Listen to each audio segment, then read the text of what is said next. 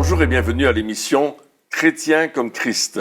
Nous continuons cette émission avec Christine et Nathanaël et moi-même Pierre pour partager avec vous ce message extraordinaire de la résurrection spirituelle du croyant. Et on va juste commencer par un texte que Jésus a dit dans Jean 14,6 « Je suis le chemin, la vérité et la vie ».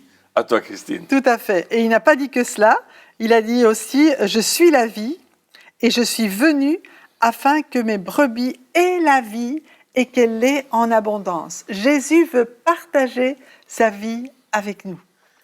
Oui, on a vu que Jésus, dans l'émission précédente, on a vu que Jésus était ressuscité. Oui. Et c'est justement sur cette résurrection qu'on peut se baser pour dire que nous aussi, nous avons part à cette résurrection-là. Et Jésus est le seul chemin. Il n'est pas un des chemins. Non, il est le seul chemin. Il est la vérité et il est la vie. Et il veut nous donner cette vie de résurrection, pas juste un petit peu, mais en abondance. Oui, et la vie, elle est dans le Fils. C'est ce que dit 1 Jean 5, 11 et 12. « Or, voici ce témoignage. Dieu nous a donné la vie éternelle et cette vie est dans son Fils. Celui qui a le Fils a la vie. Celui qui n'a pas le Fils de Dieu n'a pas la vie. » Il y a un concept extraordinaire. La vie est dans son Fils. Ouais. Wow, c'est vraiment tout un titre. La vie est en Jésus. Et en Jésus, il y a la vie. On voit cela qu'en nous, Jésus en nous, il y a la vie. La vraie vie. La vraie vie. Mais tant que Jésus n'est pas en nous, on n'a pas du tout cette vie que Jésus seul peut donner. Oui. On est vivant, physiquement parlant, on respire, on pense, mais on n'a pas la vie que Jésus donne, et cette vie justement de résurrection, qui est pour nous aussi. Qui est pour nous aussi. Et justement, si on veut parler de résurrection, on ne peut ressusciter que si on est mort. Ah, oui. Et c'est le cas de toute personne qui ne connaît pas Jésus-Christ. La Bible dit dans Éphésiens chapitre 2, au verset 1, il dit « Quant à vous », donc c'était le cas pour nous aussi, « vous étiez morts à cause de vos fautes et de vos péchés. » Donc de la façon dont nous vivions autrefois, eh bien, nous étions morts, parce que la Bible dit aussi que le salaire du péché, c'est la mort. C'est la séparation éternelle d'avec Dieu. Donc c'est un peu difficile à comprendre, parce que ce passage nous dit « nous étions morts » alors que physiquement, notre corps était vivant. Notre corps, il était vivant.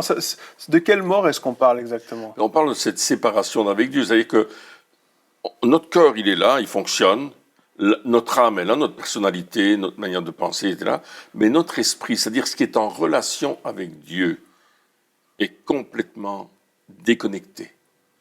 On ne peut plus communiquer avec Dieu. On a conscience qu'il y a Dieu, on a conscience qu'il y a quelque chose d'autre, on a conscience d'une réalité qui nous dépasse, puisqu'on a vu dans les émissions précédentes que Dieu avait mis dans le cœur de l'homme la pensée de l'éternité, et que lui était appelé l'Éternel, celui qui suit, celui qui est.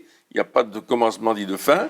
Et bien sûr, lorsque l'homme ne connaît pas ce Dieu, là, il a ce goût que Dieu existe, mais il ne sait pas comment le rencontrer. Et c'est lorsqu'on va rencontrer Jésus que notre esprit qui était mort va se remettre à vivre. Et la communication avec notre Créateur, avec Dieu, le Tout-Puissant, l'Éternel, avec l'éternité, va commencer à refonctionner. Et c'est cela que Jésus nous donne, cette connexion, cette résurrection, qui est la résurrection de l'esprit. Donc on parle vraiment de la mort spirituelle. C'est pour ça qu'on le titre la résurrection spirituelle du croyant, parce que justement, lorsque nous venons à la vie naturellement, lorsque nous naissons, même si physiquement nous sommes vivants, même si notre âme est vivante, notre esprit, lui, n'est pas en connexion, c'est pas quelque chose qui est automatique, c'est-à-dire que quand on vient à la vie, on est connecté avec Dieu, et si on fait quelque chose de mal, on est déconnecté. Non, c'est à cause du péché qui est dans la lignée, dans le sang, eh bien, nous sommes de toute façon déconnectés d'office avec Dieu, et c'est seulement en acceptant Jésus dans notre vie, c'est seulement en rencontrant Dieu que notre esprit va reprendre vie et ressusciter. C'est ça. Et même par tous nos efforts, on ne peut pas atteindre Dieu. On dit souvent il y a vraiment un fossé entre Dieu et nous parce que Dieu est saint et nous sommes pécheurs. Et Ésaïe, chapitre 59, verset 2, dit « Mais ce sont vos fautes qui ont fait séparation entre vous et votre Dieu. Ce sont vos péchés qui vous l'ont caché et l'ont empêché même de vous écouter. Et parfois, on entend des personnes qui disent « J'ai prié et puis Dieu ne répond pas ». Mais parce qu'il y a encore cette séparation et les prières, elles ne vont pas plus haut que le plafond. Parce que notre vie de pécheur qui n'a pas reçu Christ pour être pardonné, eh bien, empêche vraiment, littéralement... oui, j'entendais l'autre jour des personnes qui disaient, moi, je prie, mais c'est comme s'ils disaient, je prie le plus fort que je peux, ou le plus souvent possible, parce que je suis pas sûr qu'il va y avoir une réponse, parce que justement, lorsque nous sommes déconnectés d'avec Dieu, j'aime bien ce thème, déconnecté, mais justement... par nos propres forces, par nos efforts, par le nombre de prières, même ça fonctionne pas. On peut faire référence justement à c'est pas la même chose, mais lorsque le prophète a fait tomber le feu du ciel, on voit que les autres, quand ils ont prié Baal, ils ont crié, ils ont fait toutes sortes de choses. Oui, ils disaient mais peut-être qu'il est parti en vacances, peut-être qu'il est pas là, crie plus fort, peut-être qu'il t'entend pas. Mais non, Dieu, il est attentif à nous, mais justement, s'il y a cette séparation-là, peu importe ce que l'on fait, ce qu'on a vraiment besoin, c'est Jésus. Oui, exactement. Le seul moyen d'arriver à Dieu, c'est Jésus. Oui, c'est le chemin. C'est ce que Jésus disait à Nicodème. Oui. Il disait, Nicodème, qui était quelqu'un qui connaissait la loi de Moïse, qui pratiquait la loi, qui enseignait même, je pense qu'il était enseignant aussi, ce Nicodème, voilà qu'il vient trouver Jésus, et Jésus lui dit, si tu nais de nouveau, tu ne peux pas voir le royaume de Dieu. Et vraiment, là, il a surpris Nicodème qui ne comprenait pas qu'il devait naître à nouveau. Il dit, mais comment je peux rentrer dans le sein de ma mère? Comment je peux faire pour... Non, Jésus dit, c'est pas ça. Il dit, tu dois recevoir une vie nouvelle, et c'est seulement en Jésus qu'on l'a. Et je pense que pour ceux qui sont à l'écoute, si vous n'avez pas cette certitude d'être né de nouveau, c'est le moment de dire, Seigneur, aujourd'hui, je te demande de me faire naître à une nouvelle vie. Et Dieu va t'amener dans cette dimension-là, parce que c'est la dimension, bien sûr, de la repentance, du demande pardon pour nos péchés. On a vu déjà dans les émissions précédentes ce que c'était, mais on va le faire et on va dire, Seigneur Jésus, je veux cette vie nouvelle. Je veux vivre une vie toute nouvelle, toute différente, toute particulière. Et Dieu va nous donner cette vie, ça c'est certain. Ça. Et pour confirmer ce que tu dis, dans Jean chapitre 1, les versets, aux environs des versets 11 à 13, il dit qu'à tous ceux qui ont reçu Jésus, à tous ceux qui ont reçu cette vie, cette lumière, il a donné le pouvoir de devenir enfants de Dieu, lesquels sont nés non du sang, ni de la chair, ni de la volonté de l'homme, mais sont nés de Dieu. Et quand on parle de résurrection spirituelle, on parle de la nouvelle naissance, on parle d'être né de Dieu lui-même, parce que c'est la seule façon d'être d'abord en relation, d'être réconcilié avec Dieu, et c'est le chemin que Dieu lui-même a donné. C'est pas un chemin qu'on s'est fabriqué pour aller à Dieu, c'est le chemin que Dieu a donné parce qu'il voulait nous avoir. Il souffre autant que nous de cette séparation, mais il a donné la solution, et la solution c'est Jésus-Christ. Et en dehors de lui, on ne peut pas aller au Père. On a lu ce verset, je suis le chemin, la vérité et la vie, nul ne vient au Père que par moi. Si nous voulons être réconciliés avec Dieu, il n'y a pas d'autre chemin. Si on prend un autre chemin, un autre intermédiaire, on arrive ailleurs, mais pas au Père. Et encore une fois, il y a toute cette notion de relation, le chemin vers Dieu, être réconcilié avec Dieu, être enfant. Et notre esprit, lorsqu'il est ressuscité, mais justement, le but, c'est d'être reconnecté avec Dieu. Donc, toutes ces choses-là, c'est cette connexion avec Dieu, cette intimité avec Dieu, cette relation avec Dieu qui nous apporte la vie. Parce que Dieu, il dit, le but, c'est pas juste de dire, voilà, maintenant, ton esprit est vivant. Non, il est vivant dans un but bien précis.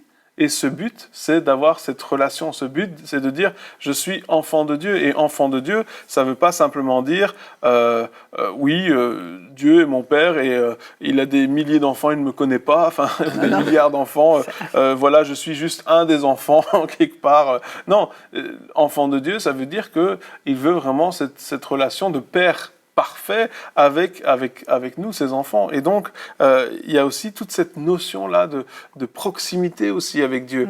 Lorsque on parle à des personnes, on l'a déjà dit, mais de Dieu, souvent, ils voient un Dieu lointain, méconnaissable, qu'on ne reconnaît pas. Mais ce que Dieu veut, c'est qu'on soit proche de lui. Et tout ça a été fait, le sacrifice de Jésus à la croix, la résurrection, dans le but qu'on puisse se rapprocher de lui. Et justement, cette résurrection de notre esprit, cette résurrection spirituelle, a pour but, encore une fois, pas juste d'aller à l'église tous les dimanches, pas simplement de faire la volonté de Dieu, ou de lire la Bible, ou de chanter des chants. Elle a pour but, ça fait partie bien sûr, mais le but ultime, c'est cette communion avec Dieu. Et je pense que même si on le répète encore et encore, on ne le redira jamais assez parce que c'est tellement plus important que tout le reste. Dieu a fait quand même tout cela pour qu'on puisse être près de lui. Oui. Et c'est ça justement, c'est cette communion qui va, au fur et à mesure que nous allons le connaître et le rencontrer, nous rendre conformes à Jésus. Et qu'on puisse voir en nous l'image de Jésus. Jésus disait quelque chose qui peut faire peur, il dit « Soyez parfaits comme votre Père Céleste est parfait ». Et Jésus le disait parce qu'il y croyait. Ce qui est important, c'est qu'on puisse y croire aussi, que par cette communion, par cette relation avec Dieu, mais lui nous revêt de sa perfection qui va être rendue visible. Oui, et l'Épître aux Romains, au chapitre 8, dit que l'Esprit rend témoignage à notre esprit, on voit cette communication, que nous sommes enfants de Dieu. Il dit aussi que nous sommes héritiers et co-héritiers avec Christ. Héritiers de Dieu et co-héritiers avec Christ. Ça veut dire qu'il y a une proximité. Je ne peux pas être héritier de quelqu'un que je ne connais pas. Bon, ça peut arriver, mais en général, ça n'existe pas. Et puis ce témoignage à notre esprit, on ne parle pas de quelque chose dans notre intellect. On ne parle pas d'un raisonnement, on ne parle pas de quelque chose qu'on sait, qu'on a appris, qu'on a étudié.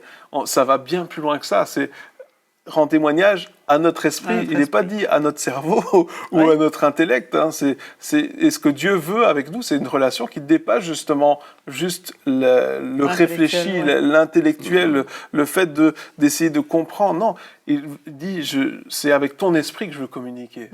C'est cette partie-là qui m'intéresse le plus et qui va après influencer ce que tu penses, mais pas dans l'autre sens.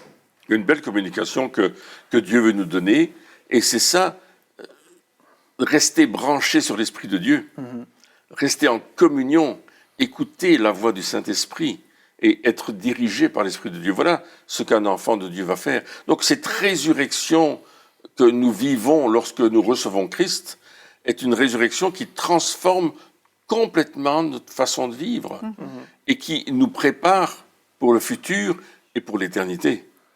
Sans ça, il n'y a pas de futur, il n'y a pas d'éternité. On l'a vu avec le mauvais riche et le pauvre Lazare. Ce qui s'est passé pour cet homme qui s'est retrouvé en enfer quelque part. Oui, parce que l'éternité est aussi en jeu, cette résurrection, je pense, et il y a un texte qui en parle. Oui, il y a un texte justement que ceux qui sont morts spirituellement, eh bien, on voit dans Apocalypse 25, tous ceux qui ne furent pas trouvés inscrits dans le livre de vie furent jetés dans les temps de feu.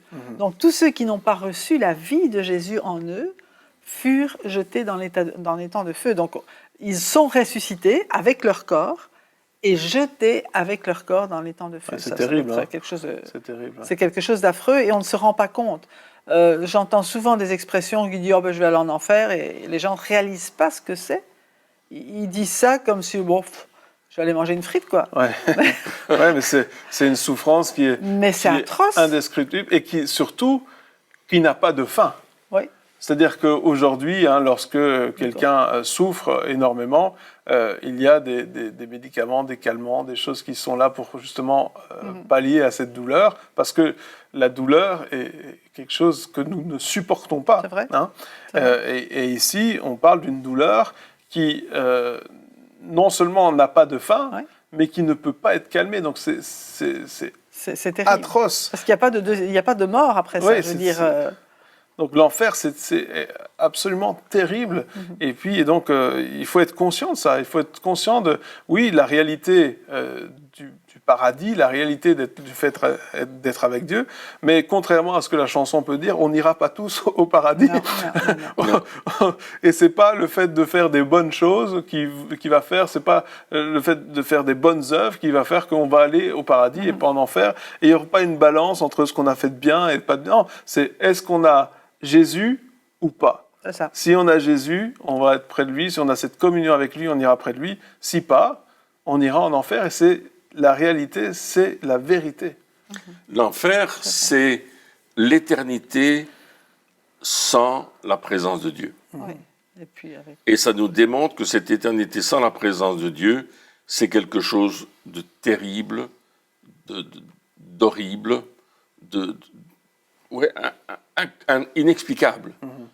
Par contre, la vie avec Dieu, l'éternité avec Dieu, elle commence maintenant. Oui, c'est ça. Quand je choisis de suivre Christ, alors je choisis ma destinée, qui n'est pas seulement la destinée terrestre, que tu deviennes architecte, prédicateur, peu importe, on a tous une destinée, bien sûr, mais c'est la destinée éternelle, c'est au-delà de ce que je vis présentement sur la terre. C'est quelque chose que Dieu m'appelle à vivre dans l'au-delà, avec lui, dans l'éternité. Et c'est ça que Dieu veut préparer dans nos vies. C'est ça que Dieu veut nous donner. Et quand on revient à l'histoire du mauvais riche et du pauvre Lazare, on voit que le choix, il se fait ici-bas. Ouais. Le choix, il se fait maintenant. Il ne se fait pas après. Après, c'est trop tard. Après, c'est trop tard. Hein. Et là, il disait, mais envoie quelqu'un parler à mes frères pour qu'ils ne viennent pas dans cet endroit-ci. Il dit, c'est trop tard.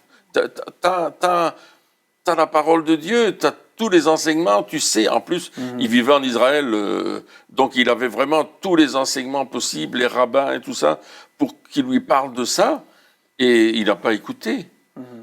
Tandis que le pauvre Lazare, lui, était à l'écoute de Dieu. Il écoutait Dieu. Il aimait Dieu. Malgré que sa condition était difficile, il aimait Dieu. Et il cherchait Dieu. Et c'est ça qui l'a amené dans l'éternité. Pas parce qu'il était pauvre, pas parce qu'il était couvert d'ulcères, mais parce qu'il aimait Dieu. Tandis que l'autre, il connaissait les choses de Dieu, mais il n'en avait rien à faire. Il n'avait pas besoin de cela. Il avait tout ce qui lui suffisait. Donc pourquoi s'embarrasser de Dieu puisque on a tout? Souvent, les gens, ils pensent comme ça. Mais Jésus dit, si vous naissez de nouveau, vous ne pouvez pas voir le royaume de Dieu. Si vous naissez d'eau et d'esprit, vous ne pouvez pas entrer dans le royaume de Dieu. Jésus nous appelle à aller plus loin, à prendre une décision qui va changer la façon dont je vais vivre ici-bas et dans l'éternité. Oui, la bonne nouvelle, c'est que la volonté de Dieu, c'est que tous soient sauvés. Oui. C'est ce que Dieu veut. Dieu, il veut le salut. Alors, il veut qu'aucun ne périsse. Il ne veut pas que les gens aillent en enfer. Il ne veut pas que sa création, c'est bien aimé parce qu'il nous aime chacun. Il ne veut pas qu'on aille en enfer. Mais, comme tu le dis, c'est un choix que nous devons faire aujourd'hui et pour justement préparer non seulement la suite de notre vie sur terre, parce que c'est clair que c'est pas juste de dire ah oui mais j'accepte Jésus dans mon cœur et puis après finalement je vis comme je veux, c'est pas ça être un chrétien comme Christ, mais ça prépare aussi notre vie éternelle, mais on doit faire un choix. Nous sommes capables de faire des choix. Il y en a qui disent mais non, moi je peux pas choisir, je peux pas décider, non, nous sommes capables de faire des choix. Nous sommes responsables de nos choix. Choisissons aujourd'hui. La Bible dit j'ai mis devant toi la vie, la mort. Choisis la vie afin que tu vives. Et on revient sur le verset qui est le plus connu dans la Bible, hein, Jean chapitre 3, verset 16, qui dit « Dieu a tellement aimé le monde ». Le monde, c'est vraiment l'ensemble des êtres humains. Et chacun est dans ce monde, qu'il a donné son Fils unique, afin que quiconque, quoi qu'il ait fait dans sa vie, quoi qu'il ait cru auparavant, quoi qu'il se soit passé, quiconque croit en lui, ne périsse pas, donc n'aille pas dans cet enfer éternel, mais qu'il ait la vie éternelle. Et d'autres endroits, comme tu le disais, cette vie est dans son Fils. Ouais. Donc si on reçoit le Fils, si on croit en Jésus et qu'on reçoit Jésus, la vie éternelle, elle commence maintenant. Et la mort, comme pour le pauvre Lazare qui a été emporté par les anges en Saint Abraham, c'est juste un déménagement. Ouais, finalement. Comme tu dis, on déménage au ciel. Déménage au ciel. La mort n'a plus d'emprise sur nous. Hein. Il est dit, mort, où est ta victoire, où est ton aiguillon? Tu as perdu finalement. Oui, perdu. Et donc, elle n'a plus d'emprise sur nous. Et puis, Jésus, Jean 3,17 dit, Jésus n'est pas venu dans le monde pour juger le monde, contrairement à ce qu'on peut se faire comme image de Dieu. Oui, Dieu, tout ce qu'il veut faire, c'est juger, c'est proclamer des malédictions, etc. Non, Jésus n'est pas venu pour juger le monde, mais pour que le monde soit sauvé par lui. Et donc, on a cette vie éternelle. Le désir de Dieu était tellement fort qu'il a été jusqu'à envoyer son Fils. Hein. C'est une partie de lui-même dans ce monde pour souffrir. Donc, c'est quand même un amour il a pris notre place. Bien plus grand, bien plus immense que ce qu'on peut imaginer ou concevoir. Il a donné son Fils, Jésus a donné sa vie dans le seul but qu'on puisse aller être près de lui. C'est dire à quel point Dieu veut que nous soyons proches de lui. C'est dire à quel point Dieu aime notre présence. Oui, tout à fait. Souvent, en tant que chrétien, on dit « Seigneur, nous aimons ta présence, nous aimons quand tu es là ou quand nous sommes avec toi ». Mais la réalité de la chose, c'est que Dieu aime encore plus notre présence que nous n'aimons sa présence. Donc, il y a vraiment une réalité forte là-dedans. C'est cette réalité-là que Jésus décrit dans Jean 5, 24 à 25, en vérité, je vous le dis, celui qui écoute ma parole, qui croit à celui qui m'a envoyé, a la vie éternelle. Il ne vient pas en jugement, mais il est passé de la mort à la vie. En vérité, je vous le dis, l'heure vient, et elle est déjà venue, elle est déjà là, où les morts entendront la voix du Fils de Dieu, et ceux qui l'auront entendu vivront.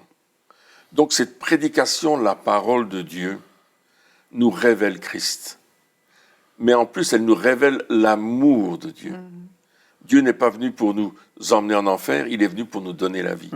À tous les hommes, comme tu le disais en citant Jean 3,16, et comme tu le disais en citant l'Épître à Timothée, que Dieu veut que tous les hommes soient sauvés. C'est vrai, c'est une réalité.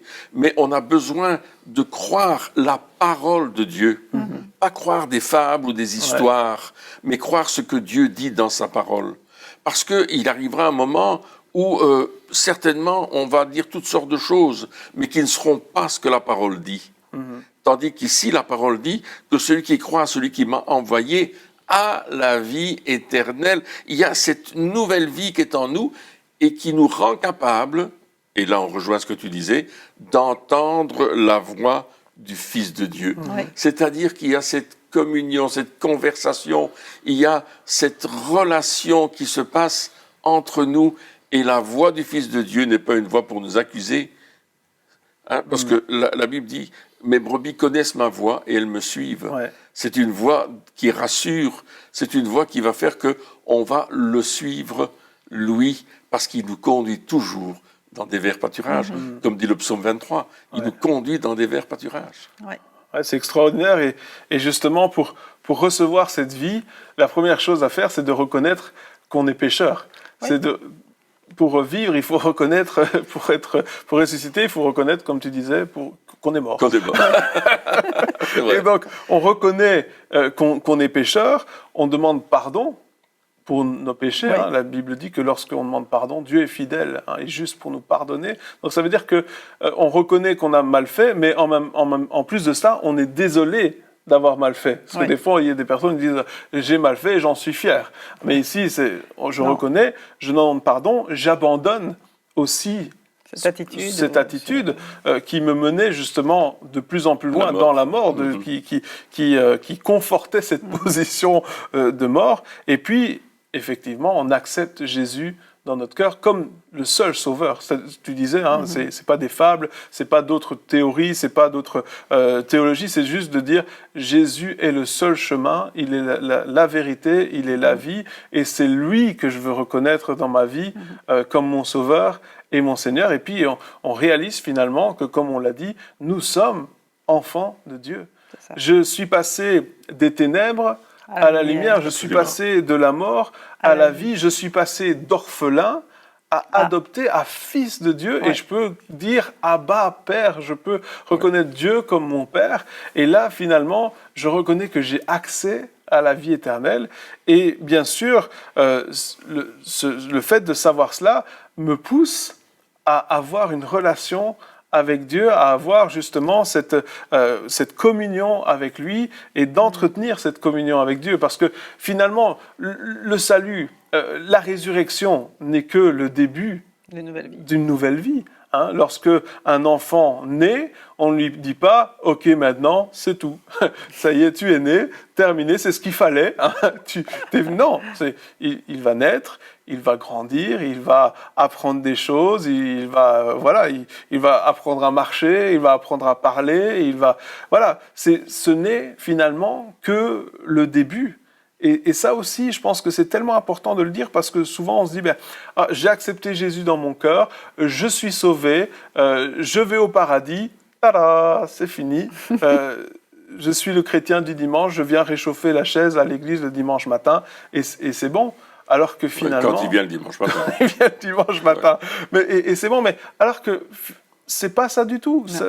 C'est comme si tu disais, je suis un petit bébé, je suis né, je suis content comme ça, j'ai pas besoin d'apprendre à marcher, j'ai pas besoin d'apprendre à parler, je vais rester comme ça dans... Non. Et puis, il n'y a pas non plus la conception de famille. Oui, exactement. On reste isolé, on reçoit Jésus, allez, on a la vie éternelle, c'est bien, merci Seigneur, je peux mourir maintenant, je vais au ciel. Mais il n'y a rien qui suit, il n'y a pas les dons que Dieu nous a donnés, toute la capacité qu'il nous a donnée, on les laisse de côté parce que il y a nos préoccupations premières qui sont là et on n'a pas encore vraiment ôté le monde de notre vie. À un certain moment, lorsque tu nais nouveau, il faut que tu changer les habitudes, il faut enlever. Parce que Jésus nous pardonne nos péchés si nous les confessons, mais il nous purifie aussi de tout péché.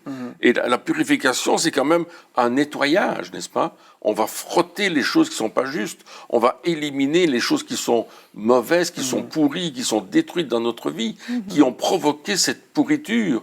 On va les évacuer, on va faire des poubelles. J'espère que vous ne dormez pas chez vous avec vos poubelles dans vos chambres. Vous allez ouvertes.